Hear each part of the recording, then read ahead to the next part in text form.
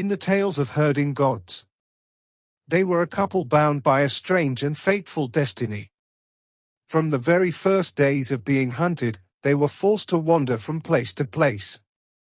Yet in the end, it was through their son that they defied the heavens and changed their fate, becoming honored guests in the land of no worries.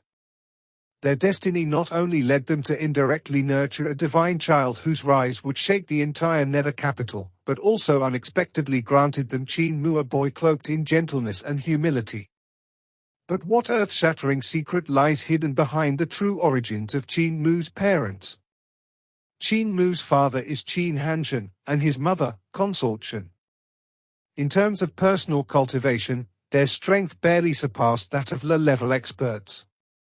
Within the vast and boundless heavens, they were not even qualified to step through the threshold of the great sects.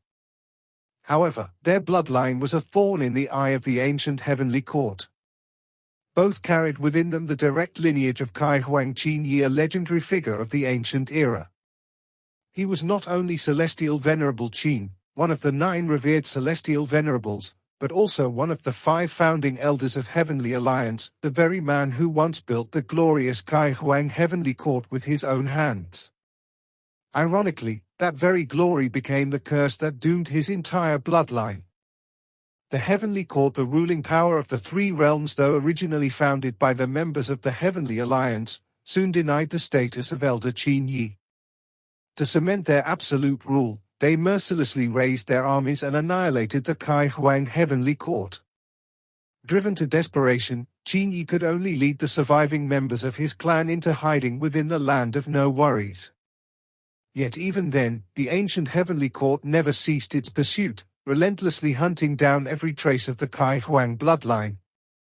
Because of this cursed lineage, Qin Hanshan and his wife became perpetual targets of assassination. With the enemy's blades closing in, they fought desperately while fleeing from one peril to another. When the pursuing forces finally cornered them in the great ruins of the primordial realm, and death loomed only a breath away, Qin Hanshan made a fateful decision to send his pregnant wife into Yudu, the nether capital, to seek refuge, while he stayed behind to face a hopeless battle with no promise of return. The price he paid was both tragic and heroic. Though he fought with all his might and annihilated the pursuing soldiers, he himself was gravely wounded, teetering on the brink of death.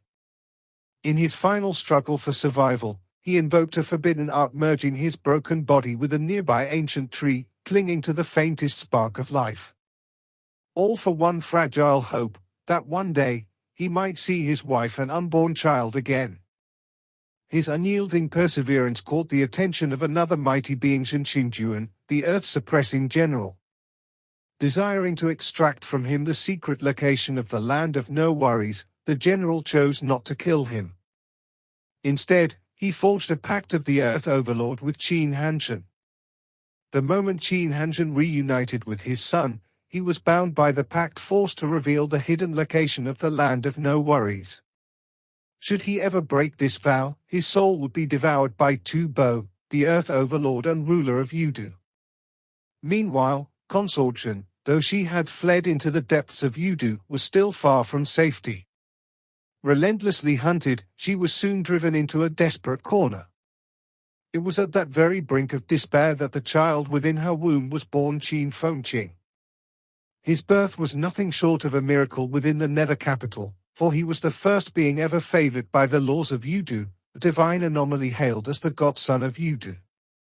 He embodied the combined essence of the ancient gods, illusory spirits, and postnatal beings, and under the protection of Yudu's laws, his power was near invincible. Yet that overwhelming might came with a terrible price, an insatiable thirst for blood and destruction. Except for his mother, he slew all who crossed his path. Even Consort Shen herself trembled before the child she had brought into the world. At that time, Tu Bo, the sovereign of Yudu, personally proposed to seal Qin Fengqing and send him to the mortal realm. Consort Shen did not oppose the idea. Instead, she entrusted her most loyal handmaiden to accompany and protect him.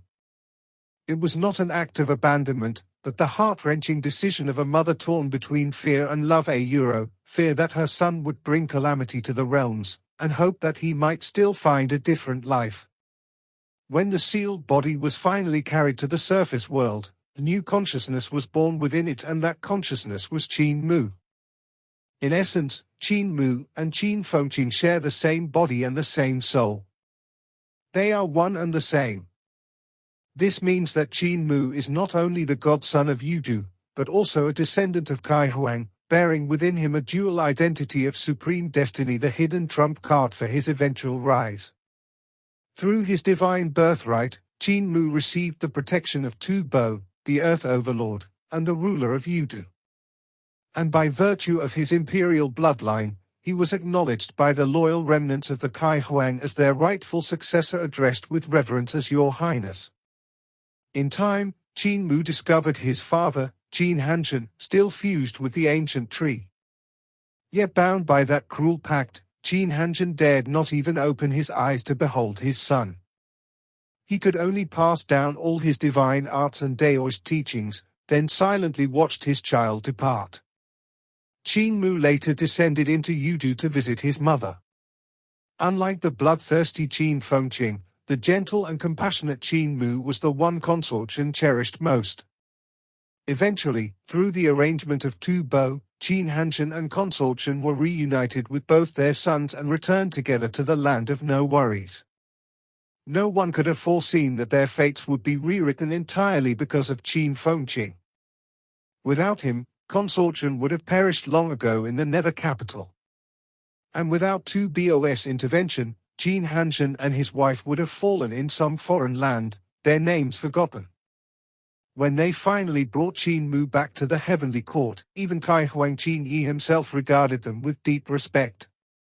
The once fugitive couple, who had lived their lives in flight and fear, had now become figures untouchable within the land of no worries. At last, they attained the peace and happiness they had long yearned for, a life free of sorrow and pursuit. After all, Qin Hanshan and Consortium had never truly abandoned Qin Mu. Every choice they made in the face of death was a desperate struggle to preserve a single flicker of hope for their child. The rise of Qin Mu was not merely a rebellion against fate, it was the most heartfelt answer to the years of suffering and sacrifice of his parents. This video will end here.